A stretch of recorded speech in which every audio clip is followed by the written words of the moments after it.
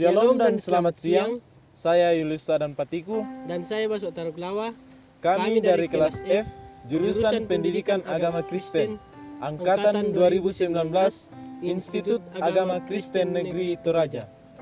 Pada kesempatan kali ini, kami akan membahas materi mengenai perkembangan dan perluasan gereja mula-mula untuk memenuhi salah satu tugas mata kuliah sejarah gereja yang diampu oleh Bapak dosen Christian Randalele. Namun sebelumnya kami mengharapkan dukungan dari teman-teman melalui like, komen, dan subscribe.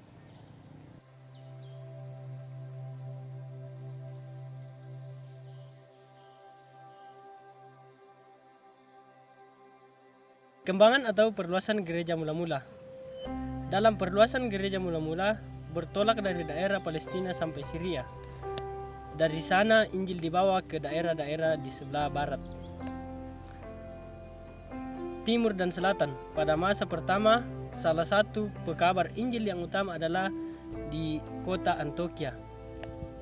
Di sini untuk pertama kali timbul jemaat terdiri atas orang-orang bukan Yahudi. Kita bisa lihat dalam Kisah Para Rasul 11 ayat 20. Di jemaat ini dipakai oleh Tuhan sebagai alat untuk membawa Injil ke daerah-daerah yang lebih jauh. Tetapi kitab ini tidak berbicara mengenai pekabaran Injil ke arah timur.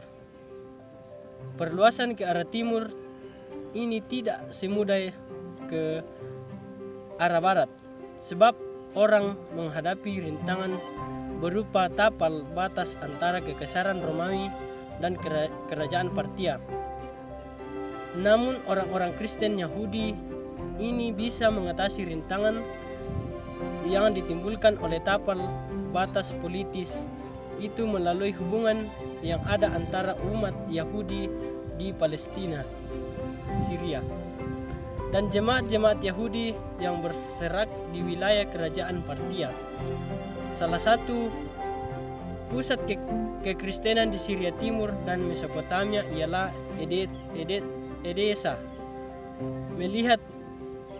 Kita bisa melihat peta. Pada tahun 197, Raja Edessa masuk Kristen, sehingga Edessa merupakan negara Kristen yang pertama.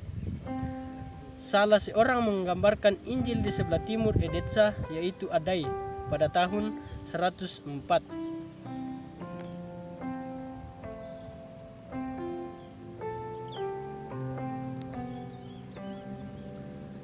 Adai menabiskan uskup Kristen yang pertama di kota Arbil atau Mesopotamia Utara. Namun daerah pegunungan di sekitar Arbil merupakan daerah di timur yang paling banyak orang Kristennya. Di kemudian hari, daerah ini yang menjadi pusat kekristenan di Asia, pangkalan usaha pekabaran Injil di situ. Sekitar tahun 180 Masehi, agama Kristen sudah tersebar ke daerah yang membentangi dari Galilea atau Prancis di barat sampai Arabia Selatan di Perisai Timur. Di sini kita hanya membahas 4 cara mengungkapkan iman Kristen yang ditemukan dalam kekristenan abad kedua, yaitu pertama, didache atau pengajaran. Salah satu yang terkenal di zaman sesudah para rasul ialah kitab Didache yang barangkali ditulis di Syria kurang lebih 100 Masehi. Dalam kitab Didache terdapat hal yang menonjol, yaitu agama Yahudi dan kebiasaan-kebiasaan orang-orang Yahudi ditolak dengan keras, sedangkan corak pemikiran yang merupakan inti agama Yahudi itu dipertahankan. Sebab dalam kitab Didache juga pelaksanaan Tuhanlah yang merupakan jalan menuju keselamatan.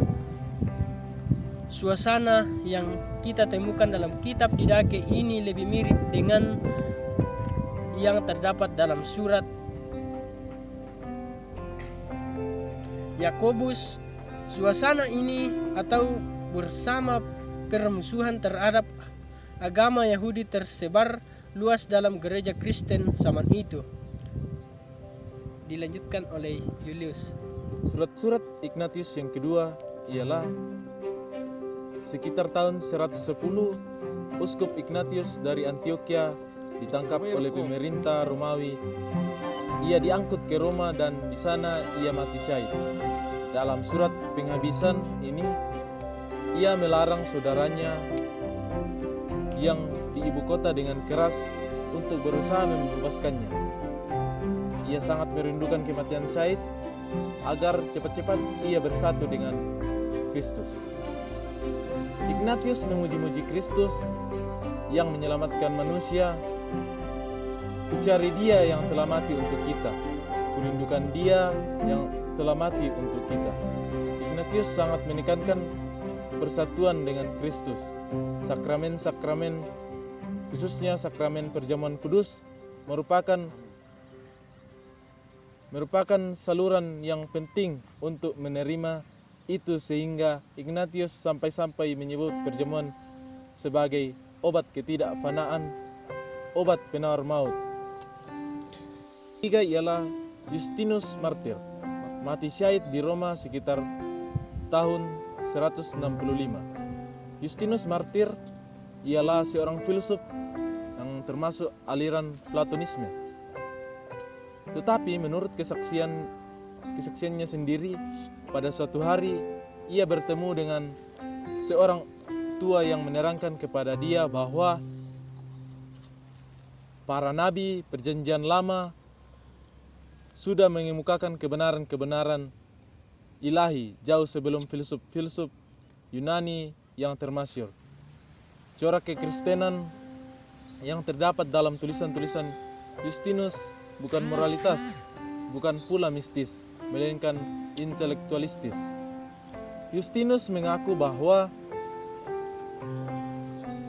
Allah tak dapat dikenal itu telah memperkenalkan diri, bahwa Allah yang tak bernama itu telah memperkenalkan namanya, bahwa Allah yang jauh dari dunia itu telah mempedulikan dunia dan mengutus anaknya untuk menyelamatkan kita.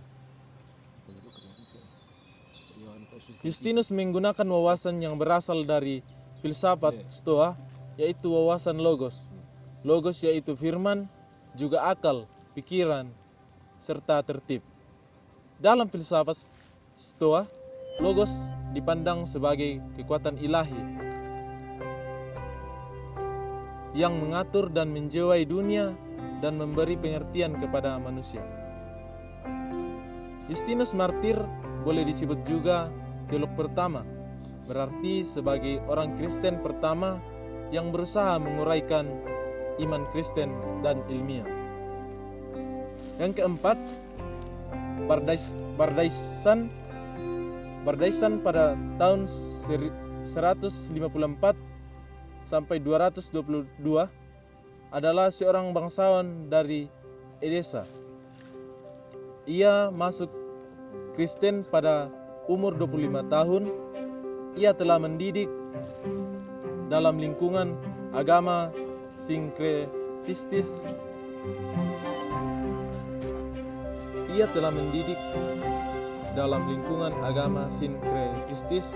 Yang tersebar luas di Asia Barat.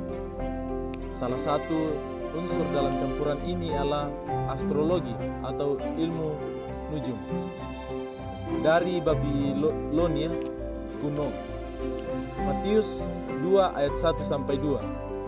Menurut para ahli, nujum bintang-bintang yang mempengaruhi kehidupan manusia secara menentukan. Manusia tidak mempunyai kebebasan apapun, ia harus takluk pada takdir. Setelah menjadi orang Kristen, Bardaisan bergumul dengan kepercayaan ini. Ia tahu bahwa manusia bertanggung jawab atas perbuatan di hadapan Allah.